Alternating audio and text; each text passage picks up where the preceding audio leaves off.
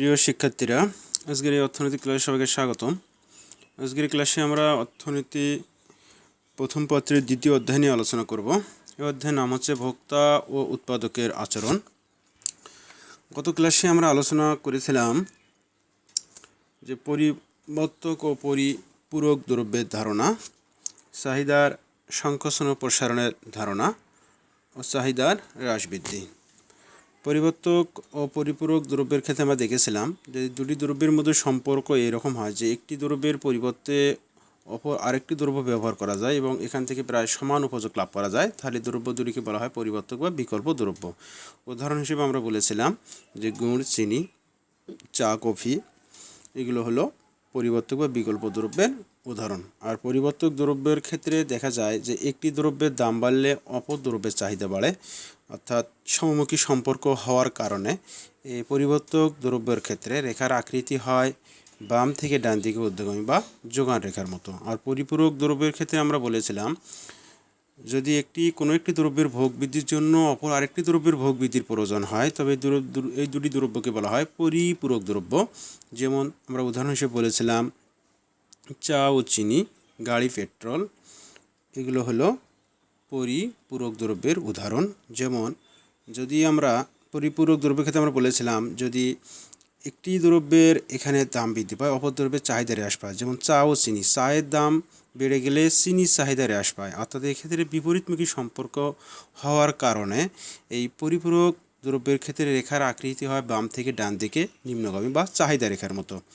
এরপরে আমরা আরও আলোচনা করেছিলাম চাহিদার সংকোচন ও প্রসারণের ধারণা। এখানে আমরা বলেছিলাম যে চাহিদা অপেক্ষকে যে সকল বিষয় নির্ভর করে তার মধ্যে শুধুমাত্র দামের পরিবর্তনে অন্যগুলো স্থির থেকে চাহিদার যে পরিবর্তন হয় একে বলা হয় চাহিদার সংকোচন বা প্রসারণ। অর্থাৎ চাহিদা অপেক্ষকে যে সকল বিষয় নির্ভর করে এর মধ্যে অন্য সকল বিষয় স্থির রেখে শুধুমাত্র দামের পরিবর্তনে চাহিদার যে পরিবর্তন হয় একে চাহিদার সংকোচন বা প্রসারণ বলে। এক্ষেত্রে দাম বেড়ে গেলে চাহিদার পরিমাণ কমে যায়, একে চাহিদার সংকোচন বলে, এবং দাম কমলে চাহিদার পরিমাণ বৃদ্ধি পায়, একে বলা হয় চাহিদার প্রসারণ।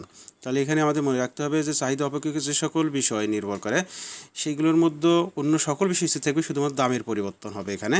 আর চাহিদা হ্রাস বৃদ্ধির ক্ষেত্রে আমরা দেখেছিলাম তার বিপরীত ঘটনা, অর্থাৎ এখানে চাহিদা যে সকল বিষয়ের উপর নির্ভর করে তার মধ্যে দাম স্থির থেকে অন্য যে কোনো বিষয়ের পরিবর্তনে চাহিদার যে পরিবর্তন হয় তাকে বলা হয় চাহিদার হ্রাস বৃদ্ধি। অর্থাৎ দাম থেকে যদি চাহিদার পরিমাণ বেড়ে যায়, অর্থাৎ অন্য যে কোনো বিষয়, যেমন আমরা ধরেছিলাম আয়ের পরিবর্তন, অর্থাৎ দাম থেকে যদি আয়ের বৃদ্ধির কারণে চাহিদার পরিমাণ বেড়ে যায়, অর্থাৎ আয় বাড়লে চাহিদার পরিমাণ বেড়ে যায়, চাহিদার ডান দিকে সরে যায়, একে চাহিদার বৃদ্ধি বলে। আবার দাম থেকে ভোক্তার যদি আয় কমে যায় সেক্ষেত্রে চাহিদার বাম দিকে সরে আসে, একে চাহিদার হ্রাস বলে। তো আজকের ক্লাসে আমরা আলোচনা করব যে ঢালের ধারণা ও রেখার ঢাল, অর্থাৎ ঢাল সম্পর্কে আজকের ক্লাসে বিস্তারিত আলোচনা করা হবে ইনশাল্লাহ।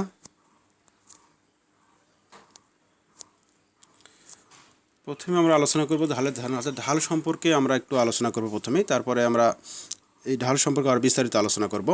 তাহলে প্রথমে আমরা জানতে হবে ঢালের সংজ্ঞা।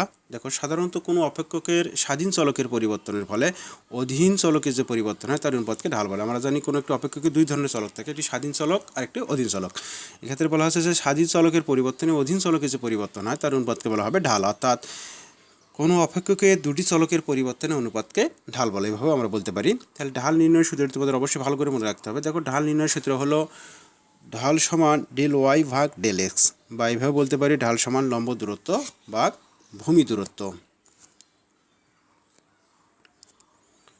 এখন আমরা দেখব যে রেখার ঢাল, অর্থাৎ আমরা ঢাল সম্পর্কে ধারণা লাভ করলাম। এখন দেখলাম যে বিভিন্ন ধরনের রেখার ক্ষেত্রে এই ঢালের আকৃতি কীরকম হবে, ঢাল কীরকম হয়, এই বিষয় নিয়ে আমরা বিস্তারিত এখন আলোচনা করব। তাহলে দেখি কোনো রেখার কোনো নির্দিষ্ট বিন্দুতে ঢাল বলতে, অর্থাৎ কোনো একটি রেখার কোনো নির্দিষ্ট বিন্দুতে ঢাল বলতে ওই বিন্দু থেকে স্বাধীন চলকের পরিবর্তনের ফলে অধীন চলকের যে পরিবর্তন হয় তার অনুপাতকে ওই রেখার ঢাল বলেন। তাহলে রেখার ঢাল সমস্যা আমরা বলতে পারি যে অধীন চলকের পরিবর্তন ভাগ স্বাধীন চলকের পরিবর্তন, অথবা অধীন চলকের পরিবর্তনের পরিবর্তে আমরা বলতে পারি যে লম্ব দূরত্ব বা পরিবর্তন। নিচে স্বাধীন চলকের পরিবর্তনের জায়গায় আমরা লিখতে পারি যে ভূমি দূরত্ব বা পরিবর্তন। আর লম্ব দূরত্বের ক্ষেত্রে আমরা জানি যে লম্ব অক্ষে কী থাকে, ওয়াই থাকে, তাহলে আমরা বলতে পারি যে ওয়াই চলকের পরিবর্তন। আর ভূমি দূরত্ব বা পরিবর্তনের ক্ষেত্রে বলতে পারি যে ভূমি অক্ষে এক্স থাকে, তাই এক্স চলকের পরিবর্তন। তাহলে আমরা এখান থেকে বলতে পারি যে ডেল ওয়াই ভাগ ডেল এক্স, অর্থাৎ ডেল হলো পরিবর্তন, তাহলে ওয়াই চলকের পরিবর্তন আর হলো এক্স চলকের পরিবর্তন, স্বাধীন চলকের পরিবর্তন আর অধীন চলকের পরিবর্তন, অর্থাৎ স্বাধীন চলকের পরিবর্তনে অধীন চলকের যে পরিবর্তন হয় এটাই হলো ঢাল। তাহলে ঢাল বা রেখার ঢালের ক্ষেত্রে আমাদের সূত্রটি মনে রাখতে হবে, ঢাল সমান ডেল ওয়াই ভাগ ডেল এক্স। আর এখানে ডেল ওয়াই মানে হচ্ছে ডেল মানে পরিবর্তন, তাহলে ডেল ওয়াই সম্পর্কে আমরা লিখতে পারি যে Y two minus Y one, আর ডেল এক্সের ক্ষেত্রে আমরা লিখতে পারি যে X two minus X one, অর্থাৎ দুটি ওয়াইয়ের পরিবর্তন হচ্ছে ডেল ওয়াই আর দুটি এক্সের পরিবর্তন হচ্ছে ডেল এক্স। এক্ষেত্রে আমাদের মনে রাখতে হবে যে এই পরিবর্তনটি হবে পরেরটি বিয়োগ আগেরটি, অর্থাৎ দেখো ডেল ওয়াইয়ের পরিবর্তন আমরা লিখলাম কি Y two minus Y one, আর ডেল এক্সের ক্ষেত্রে আমরা লিখলাম X two minus X one. এই বিষয়ে আরও বিস্তারিত আলোচনা করা হবে পরে নেক্সট। তাহলে এক্ষেত্রে আমরা প্রথমে দেখব যে ভূমি অক্ষের সমান্তরাল রেখার ঢাল নির্ণয়, অর্থাৎ ভূমি অক্ষের সমান্তরাল রেখার ঢাল কীরূপ হয় এটা আমরা নির্ণয় করব। প্রিয় শিক্ষার্থীরা তোমাদের প্রথমেই বলে নেই, তাহলে ঢাল যে কোনো রেখার ঢাল নির্ণয়ের ক্ষেত্রে তোমাদের অবশ্যই প্রথমে সূত্রটি মনে রাখতে হবে। এই সূত্রটি যদি মনে থাকে, একটি সূত্র মাত্র, অর্থাৎ ঢাল সমান ডেল ওয়াই ভাগ ডেল এক্স, এই সূত্রটি ব্যবহার করে আমরা যে কোনো রেখার কিন্তু ঢাল নির্ণয় করতে পারবো। তাহলে প্রথমে আমরা দেখি যে ভূমি অক্ষের সমান্তরাল রেখার ঢাল নির্ণয়, অর্থাৎ ভূমি অক্ষের সমান্তরাল রেখার ঢাল কীরূপ হয় আমরা দেখব। দেখো ভূমি অক্ষের বা স্বাধীন চলক অক্ষের সমান্তরাল রেখার ঢাল শূন্য হয়। প্রথমে বলে নিলাম যে ভূমি অক্ষের সমান্তরাল রেখার ঢাল শূন্য হয়, আমরা এখন প্রমাণ করব। কারণ এক্ষেত্রে ভূমি অক্ষের সমান্তরাল রেখার ঢাল শূন্য হওয়ার কারণ হচ্ছে এক্ষেত্রে স্বাধীন চলকের পরিবর্তনের ফলে অধীন চলকের কোনো পরিবর্তন হয় না। তাহলে আমরা একটু চিত্র অঙ্কন করব, তাই চিত্রের প্রেক্ষিতে আমরা ঢাল নির্ণয় করব। তাহলে আমরা কিসের নির্ণয় করব? ভূমি অক্ষের সমান্তরাল রেখা। ভূমি অক্ষের সমান্তরাল রেখা একটু অঙ্কন করলাম। প্রথমে আমরা এক্স অক্ষ ওয়াই অক্ষ অঙ্কন করব, তারপরে ভূমি অক্ষের সমান্তরাল রেখা একটি নিব। তাহলে এখানে আমরা কয়েকটি বিন্দু নিব, এ বিন্দু বি বিন্দু সি বিন্দু, এ বি নিলেই হবে, সি নেওয়া লাগবে না। এখানে আমরা জানি যে দুটি মান দরকার, তাহলে আমরা এখানে এ বি সি তিনটি বিন্দুর মাধ্যমে তিনটি মান নিয়েছি। আচ্ছা, এখান থেকে আমরা দেখব যে ওয়াই ওয়ান অর্থাৎ ওয়াই অক্ষ বরাবর যে মানগুলো সেগুলো হলো ওয়াইয়ের মান, আর এক্স অক্ষ বরাবর যে মানগুলো সেগুলো এক্সের মান। তাহলে এখানে ওয়াই ওয়ান সমান সমান 10 এবং ওয়াই টু সমান সমান 10, কারণ ওয়াইয়ের মানে কোনো পরিবর্তন হয়নি। অর্থাৎ এক্সের মান যখন 5 তখন ওয়াইয়ের মান 10, এক্সের মান যখন বৃদ্ধি পেয়ে 10 হয় তখনও ওয়াইয়ের মান 10, অর্থাৎ ওয়াই ওয়ান এবং ওয়াই টু উভয়ের মানই হলো 10 এবং এক্স ওয়ানের মান হলো 5 এবং এক্স টু এর মান হলো 10। তাহলে আমরা এক্স ওয়ান ও X two Y one Y two এর মান পেলাম। তাহলে এই মানগুলোর প্রেক্ষিতে আমরা সূত্র ব্যবহার করে এখন আমরা এখানে সহজেই সমাধান করতে পারবো। দেখো, তাহলে আমরা জানি ঢাল সমান সমান সূত্রটি কী লিখবো, আমরা লিখে নেব ঢাল সমান সমান ডেল ওয়াই ভাগ ডেল এক্স। তাহলে এখান থেকে আমাদের কী বের করতে হবে? ডেল ওয়াই আর ডেল এক্স। এই জন্য আমরা Y one Y two X one X two এইগুলো মানগুলো আমরা নির্ণয় করেছি আগে, কারণ আমরা জানি এই মানগুলো আমাদের লাগবে। তাহলে প্রথমে আমরা যদি ডেল ওয়াইয়ের মান নির্ণয় করি, তাহলে ডেল ওয়াই সমান আমরা জানি কি দুটি ওয়াইয়ের পরিবর্তন, এক্ষেত্রে Y two minus Y one. তাহলে ওয়াই টুর মান এখানে দেখো ওয়াই টুর মান হলো 10, ওয়াই ওয়ান ওর মান হলো 10, তাহলে বসাইলে আমরা পাবো কত? 0। তাহলে এখানে এখন আমরা নির্ণয় করব ডেল এক্স সমান সমান X two minus X one. তাহলে আমরা থেকে আমরা দেখলাম যে এক্স ওয়ানের মান হলো 5 আর এক্স টু এর মান হলো 10, তাহলে 10 এবং 5-এর ব্যবধান হলো কত? 5। তাহলে সুতরাং এখান থেকে আমরা এ বিন্দুর যে ঢাল নির্ণয় করি, তাহলে এ বিন্দুর ঢাল নির্ণয়ের সূত্রটি কী হলো? ডেল ওয়াই ভাগ ডেল এক্স। তাহলে ডেল ওয়াইয়ের মান পেলাম, ডেল এক্সের মান পেলাম আমরা, ডেল ওয়াইয়ের মান পেলাম হলো 0 এবং ডেল এক্সের মান পেলাম আমরা 5। তাই এই মানগুলো যখন বসিয়ে দিই, অর্থাৎ কোনো কিছু দিয়ে শূন্যকে ভাগ করলে কী হয়? 0 হয়। তোমরা ক্যালকুলেটার চাপিয়ে এই মানটা বের করতে পারবে। দেখো ভূমি অক্ষের সমান্তরাল রেখার ঢাল 0 হয়, তাহলে পরিশেষে আমরা বলতে পারি কি ভূমি অক্ষের সমান্তরাল রেখার ঢাল 0 হয়। তাহলে ভূমি অক্ষের বা অন্য যে কোনো রেখার ক্ষেত্রে যদি ঢাল নির্ণয় করতে বলা হয়, তোমরা সূত্রটি মনে রাখবে এবং ওই যে রেখার ঢাল নির্ণয় করতে বলবে ওই রকম একটি রেখা অঙ্কন করার মাধ্যমে ওর ঢাল তোমরা এইভাবে নির্ণয় করতে পারবে।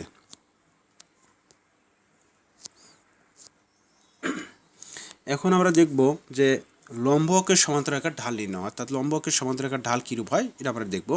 দেখো লম্ব অক্ষের বা অধীন চলক অক্ষের সমান্তরাল রেখার ঢাল অসীম হয়। তাহলে আমরা দেখলাম ভূমি অক্ষের সমান্তরাল রেখার ঢাল 0 হয়, আর এখন লম্ব অক্ষের সমান্তরাল ঢাল অসীম হয়, কারণ এক্ষেত্রে স্বাধীন চলকের কোনো পরিবর্তন ছাড়াই অধীন চলকের ব্যাপক পরিবর্তন হয়। এখন চিত্রের সাহায্যে আমরা বিষয়টি দেখব। প্রথমে আমরা একটা এক্স অক্ষ এবং ওয়াই অক্ষ অঙ্কন করার পরে একটা লম্ব অক্ষের সমান্তরাল রেখা নিব। তাহলে এখানে আমাদের দুটি মান লাগবে। আমরা জানি যে ঢাল নির্ণয়ের ক্ষেত্রে ডেল ওয়াই ভাগ ডেল এক্স, অর্থাৎ ওয়াই অক্ষ বরাবর পরিবর্তন এবং এক্স অক্ষ বরাবর পরিবর্তন। এই জন্য ঢাল নির্ণয়ের সাথে অবশ্যই আমাদের দুটি মান লাগবে। তাহলে এ আর বি বিন্দু নিলাম, তাহলে এই বিন্দুর মান আমরা ধরে নিলাম ওয়াই অক্ষ বরাবর 5, 10, অন্য তোমরা যে কোনো মান ব্যবহার করতে পারো। আর এখানে ধরে নিলাম আমরা 10। তোমরা এখানে যে কোনো মান ব্যবহার করলেও একই রকম ফলাফল আসবে। দেখো চিত্র অনুসারে আমরা বলতে পারি ওয়াইয়ের ওয়ানের মান হলো 5 এবং ওয়াই টুর মান হলো 10, আর এক্স ওয়ানের মান হলো 10 এবং এক্স টুর মান হলো 10, কারণ এক্সের মানে কোনো পরিবর্তন হয়নি। তাহলে এক্সের প্রথম মান যা দ্বিতীয় মানও তাই, কিন্তু ওয়াইয়ের মানে পরিবর্তন হয়। ওয়াইয়ের প্রথম মান আর দ্বিতীয় মানের মধ্যে পার্থক্য আছে। দেখো ওয়াইয়ের প্রথম মান হলো 5 আর দ্বিতীয় মান হলো 10। তাহলে আমরা এখন সূত্রটি ব্যবহার করে ঢাল নির্ণয় করব পূর্বের অনুরূপ। তাহলে আমরা জানি যে ঢাল সমান ডেল ওয়াই ভাগ ডেল এক্স। তাহলে চিত্র থেকে আমরা পাই ডেল ওয়াইয়ের মান আমরা প্রথমে যদি নির্ণয় করি, তাহলে ডেল ওয়াই সমান Y two minus Y one. তাহলে ওয়াই টুর মানগুলো আমরা বসিয়ে দিলাম। তাহলে এখানে পেলাম 5।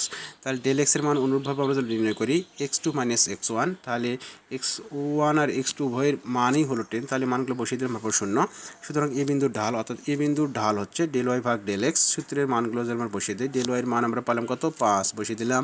ডেল এক্সের মান আমরা পেলাম 0 বসিয়ে দিলাম। তাহলে 0 দিয়ে কোনো কিছুকে ভাগ করলে কী বের হয়, অসীম হয়। তোমরা ক্যালকুলেটর চাপিয়ে এটা সমাধান করতে পারবে।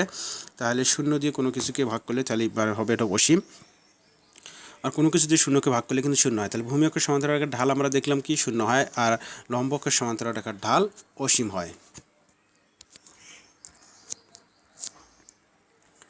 এখন আমরা দেখব যে চাহিদা রেখার ঢাল বা বাম দিক থেকে ডান দিকে নিম্নগামী সরল রেখার ঢাল নির্ণয় করো। পরীক্ষায় যদি আসে যে চাহিদা রেখার ঢাল নির্ণয় করো, তাহলে এটা আবার ওভাবে আসতে পারে, অন্যভাবে আসতে পারে যে বাম থেকে ডান দিকে নিম্নগামী সরল রেখার ঢাল নির্ণয় করো। আমরা জানি যে চাহিদা রেখার আকৃতি হয় বাম থেকে ডান দিকে নিম্নগামী। তাহলে বাম থেকে ডান দিকে নিম্নগামী এবং চাহিদা রেখার ঢাল একই হবে, কারণ দুটি একই বিষয়। চাহিদা রেখার ঢাল ঋণাত্মক হয়। প্রথমে বলে নিয়েছি যে চাহিদা রেখার ঢাল কী হয়, ঋণাত্মক হয়। এখন চিত্রের সাহায্যে আমরা প্রমাণ করব। প্রথমে আমরা একটা চাহিদা রেখা অঙ্কন করব। আমরা জানি ঢাল নির্ণয়ের ক্ষেত্রে আমাদের দুটি মান লাগবে। তাহলে আমরা দুটি মান এ আর বি বিন্দু ধরে নিয়েছি। তাহলে এ বিন্দুতে এবং বি বিন্দুতে এক্স আর ওয়াইয়ের মানগুলো আমরা দেখিয়েছি। দেখো এ বিন্দুতে ওয়াইয়ের মান ওয়াই ওয়ান সমান সমান 5 ধরেছি, আর হলো এক্স ওয়ান সমান সমান আমরা 10 ধরেছি। আর বি বিন্দুতে ওয়াই টু এর মান ধরেছি 10 এবং এক্স টু এর মান আমরা 5 ধরে নিয়েছি। তোমরা অন্য যে কোনো মান ব্যবহার করে ওর সমাধান করতে পারবে। তাহলে এখান থেকে আমরা মানগুলো লিখে নিয়েছি চিত্র থেকে। তাহলে আমরা জানি যে Y one Y two X one X two এই কটি মান যদি আমাদের জানা থাকে, তাহলে সূত্র ব্যবহার করে আমরা যে কোনো রেখার ঢাল নির্ণয় করতে পারবো। তাহলে প্রথমে আমরা এই যে মানগুলো বের করে নিলাম। তাহলে এখন সূত্রটি ব্যবহার করে আমরা সমাধান করব। তাহলে আমরা জানি ঢাল সমান ডেল ওয়াই ভাগ ডেল এক্স। চিত্র থেকে আমরা পাই ডেল ওয়াই সমান Y two minus Y Y টুর মানগুলো আমরা বসিয়ে দিই। তাহলে হলো ডেল ওয়াই সমান সমান পাবো আমরা 5, আর হলো ডেল এক্স সমান সমান যদি আমরা মানগুলো বসিয়ে দিই। এখানে তোমাদের খেয়াল করো যে এক্স টু আর এক্স ওয়ান, তাহলে এক্স টুর মান এখানে হলো 5 আর এক্স ওয়ানের মান হলো 10। তাহলে 5 থেকে -10 বিয়োগ করলে হয় -5। এটা কিন্তু গুরুত্ব সহকারে মনে রাখতে হবে। সুতরাং এই বিন্দুর ঢাল হবে ডেল ওয়াই ভাগ ডেল এক্স। তাহলে ডেল ওয়াইয়ের মান পেলাম আমরা 5 আর ডেল এক্সের মান পেলাম -5। তাহলে এটা বসিয়ে দিলে তাহলে 5 কাটলে আমরা কত পাবো 1, আর একটা মাইনাস থাকার কারণে মাইনাস থাকবে। সুতরাং পরিশেষে আমরা বলতে পারি যে চাহিদা রেখার ঢাল বা বাম থেকে ডান দিকে নিম্নগামী সরল রেখার ঢাল কী হয়, ঋণাত্মক হয়। এখানে এই ঋণাত্মক মান এসেছে, এই জন্য হবে আমাদের হলো চাহিদা রেখার ঢাল বা বাম থেকে ডান দিকে নিম্নগামী সরলরেখার ঢাল ঋণাত্মক হয়। এরপরে এখন আমরা আলোচনা করব যে যোগান রেখার ঢাল বা বাম থেকে ডান দিকে ঊর্ধ্বগামী সরলরেখার ঢাল নির্ণয়। যোগান রেখার ঢাল আমরা জানি যোগান রেখা বাম থেকে ডান দিকে ঊর্ধ্বগামী হয়, অর্থাৎ বাম থেকে ডান দিকে ঊর্ধ্বগামী সরলরেখা এবং যোগান রেখা একই বিষয়। এজন্য যোগান রেখা যার ঢাল যা বের হবে বাম থেকে ডান দিকে ঊর্ধ্বগামী সরলরেখার ঢালও কিন্তু একই হবে। তাহলে আমরা কি শিখবো এখন, যে যোগান রেখার ঢাল ধনাত্মক হয়। নিম্ন বিষয়টি আমরা চিত্রের সাহায্যে আমরা একটু প্রথমে কি যোগান রেখা অঙ্কন করব। এর প্রেক্ষিতে আমরা দুটি মান নেব, এ আর বি বিন্দু। দেখো এখানে ওয়াই এর মান আমরা 5 ধরেছি, আর ওয়াই টুর মান হলো 10, এক্স ওয়ানের মান 5 এবং এক্স টু এর মান আমরা 10 ধরেছি। তাহলে এই মানগুলো আমরা এখানে লিখে নিলাম। এখন থেকে আমরা সহজেই সূত্র ব্যবহার করে ঢাল নির্ণয় করতে পারবো। আমরা জানি ঢাল সমান ডেল ওয়াই ভাগ ডেল এক্স। এখন চিত্র থেকে আমরা দেখলাম যে ডেল ওয়াই ভাগ ডেল এক্সের মানগুলো আমরা ডেল ওয়াই সমান Y two minus Y one, মানগুলো বসিয়ে দিলে আমরা পাবো 5, আর ডেল এক্স সমান X two minus X one, X two এবং এক্স ওয়ানের মানগুলো বসিয়ে দিলে আমরা ওখানে পাবো 5। সুতরাং এই বিন্দুর ঢাল হবে ডেল ওয়াই ভাগ ডেল এক্স 5, তাহলে ভাগ করলে হবে 1। সুতরাং পরিশেষে আমরা বলতে পারি যে যোগান রেখার ঢাল বা বাম থেকে ডান দিকে ঊর্ধ্বগামী সরল রেখার ঢাল ধনাত্মক হয়।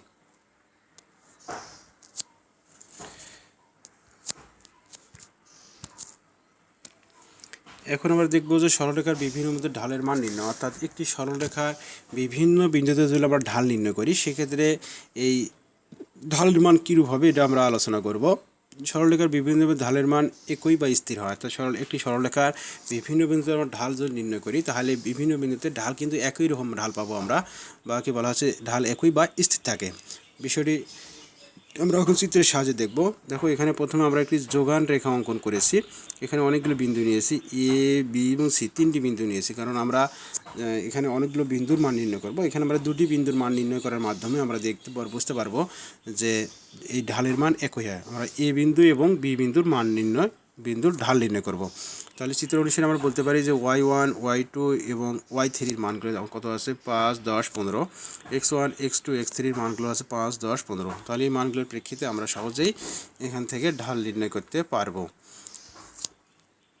এক্ষেত্রে প্রথমেই আমরা জানি যে ঢাল সমান ডেল ওয়াই ভাগ ডেল এক্স। চিত্র থেকে আমরা পাই পূর্বের অনুরূপ ডেল ওয়াই সমান সমান y2 মাইনাস y1, এই মানগুলো বসিয়ে দিলে আমরা পাবো 5, ডেল এক্স সমান সমান x2 মাইনাস x1, অর্থাৎ কিছুক্ষণ আগে আমরা যোগান রেখার যে ঢাল নির্ণয় করব একই রূপ। সুতরাং এ বিন্দুর ঢাল হবে ডেল ওয়াই ভাগ ডেল এক্স। তাহলে ডেল ওয়াইয়ের মান হলো 5 আর ডেল এক্সেরও মানও 5, তাহলে আমরা বসিয়ে দিলে কত পাবো এখানে 1। তাহলে এ বিন্দুর ঢাল নির্ণয় আমাদের হয়ে গেল।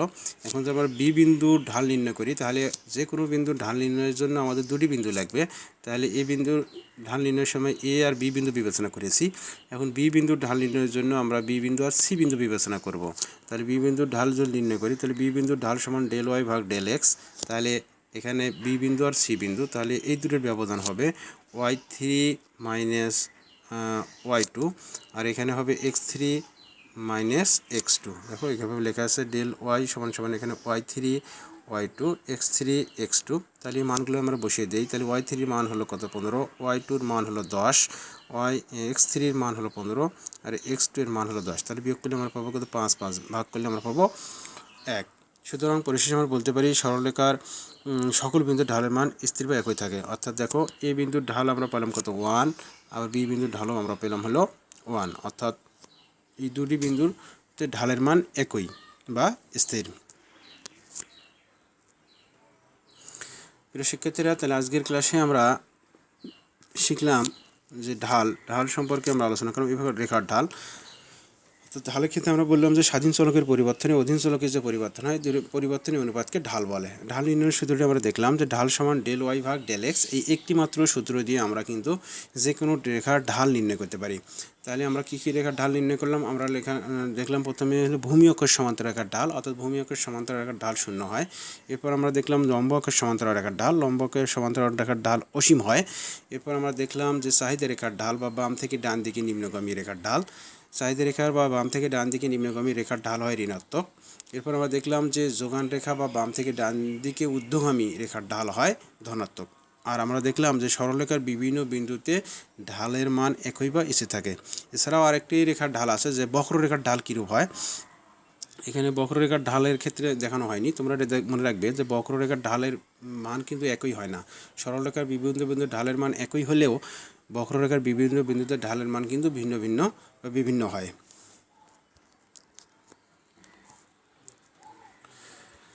আগামী ক্লাসে আমরা আলোচনা করব স্থিতিস্থাপকতার ধারণা ও চাহিদার স্থিতিস্থাপকতা। এই বিষয়গুলো নিয়ে আগামী ক্লাসে আমরা বিস্তারিত আলোচনা করব ইনশাল্লাহ। প্রিয় শিক্ষার্থীরা, তাহলে আজকে পর্যন্তই, দেখা হবে ইনশাল্লাহ আগামী ক্লাসে।